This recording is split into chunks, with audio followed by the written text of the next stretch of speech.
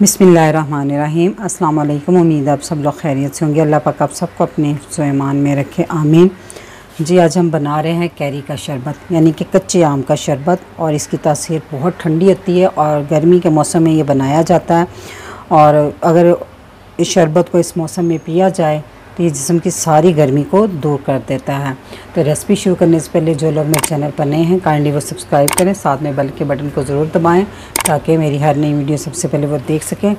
तो मैंने ली हैं 1 किलो कैरियाँ, ठीक है। तो सबसे पहले हम इसको छीलेंगे।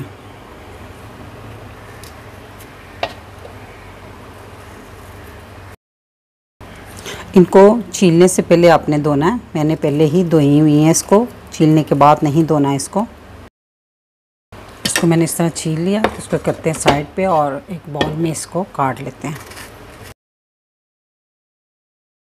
इस तरह हम सारी कैरियाँ काट लेंगे। मैंने सारी कैरियों को इस तरह काट लिया है। तो अब हम इसको एक बर्तन में डाल देंगे जिसमें मैंने इसको पकाना है। और साथ ही मैं इसमें 1 लीटर पानी डाल दूँगी।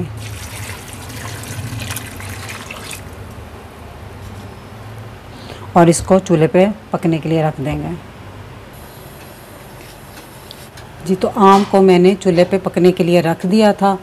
तो अब आंच मैं लो मीडियम कर दूंगी और लो मीडियम आंच पर इसको ढाँप कर उस वक्त तक पकाएंगे जब तक आम अच्छी तरह गल ना जाए। कैरी को मैंने तकरीबन 25 मिनट पकाया है और ये अब अच्छे से गल गई हैं। और इसको मैंने थोड़ा सा ठंडा भी कर लिया, ठीक है। थोड़ा सा ठंडा करने के बाद अब मैं इसकी पेस्ट बना लूँगी। इसको करते थोड़ा साइड पे।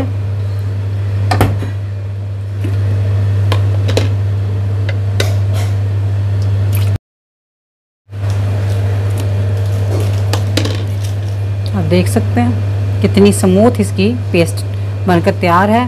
ये मैंने हाफ करके इसकी पेस्ट बनाऊंगी। हाफ मैंने अभी बनाई है और हाफ अब इसको निकाल के फिर मैं दोबारा बनाऊंगी। अब जिस बर्तन में मैंने कैरी उबाली थी उसी में उसकी पेस्ट डाल दूंगी मैं। 1 किलो मैंने कैरी ली थी और 1 किलो ही मैं इसमें चीनी डालूंगी। बराबर की चीनी इसमें डलती है। इसको अच्छे से मिक्स कर लें।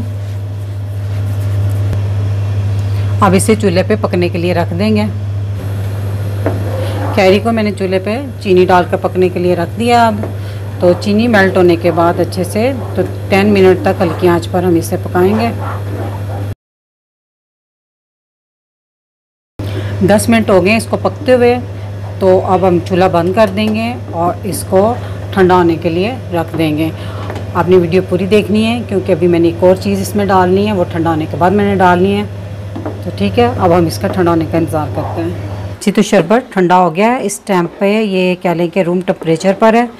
तो अब मैं इसमें डालूँगी ये 2 मीडियम साइज़ के लेमन है और इसको हम इसमें निचोड़ देंगे। तो निचोड़ते हुए इस बात का ख्याल रखना आपने, ये जो लेमन है ना इसको धोकर अच्छे से खुश्क कर लेने हैं। इसके साथ पानी की नमी नहीं होनी चाहिए।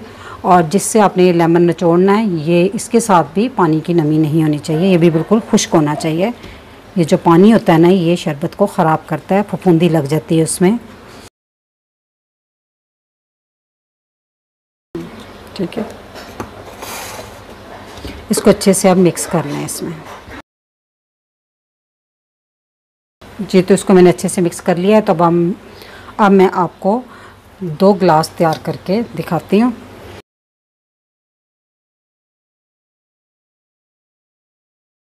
इसमें तकरीबन 3 से 4 टेबलस्पून आपने ये डालना मिक्सचर। अब 2 चुटकी हम इसमें डालेंगे काला नमक। मैंने पकाते हुए काला नमक नहीं डाला था। जब आप ये शरबत तैयार करें सर्विंग के लिए तो उस वक्त उसमें काला नमक शामिल कर लें।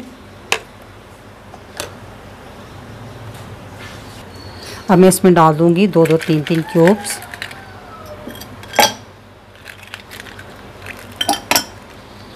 और एक में सादा तैयार करूंगी, एक में मैं कुछ पुदीने के पत्ते डालूंगी, ठीक। और अब इसमें डालेंगे ठंडा पानी।